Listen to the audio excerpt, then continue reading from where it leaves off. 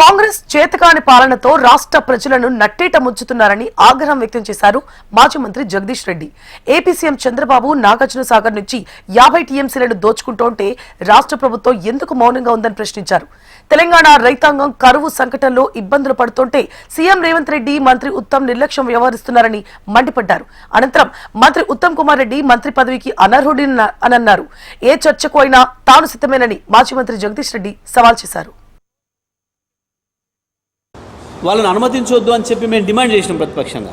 అయినా ఈ సంవత్సరం కూడా చంద్రబాబు నాయుడు 50 పైగా టీఎంసీలు తీసుకుపోయిండు అక్రమంగా మనవి తెలంగాణవి కృష్ణా పైన. అయినా ఈ ప్రభుత్వానికి సోయి లేదు, చీమకుట్టినట్టు లేదు. ముఖ్యమంత్రి, ఇరిగేషన్ మంత్రి అదే మూర్ఖత్వంతో ప్రవర్తిస్తున్నారు. రేపు తప్పకుండా నల్గొండ జిల్లాకు, హైదరాబాద్కు కూడా మంచినీటి ఎద్దడొచ్చే ప్రమాదం ఉంది వీళ్ళు చేసే దుర్మార్గాల వల్ల. వీళ్ళ పట్టింపులు ఎంతనం, వీళ్ళ సోయిలు ఎంతనం.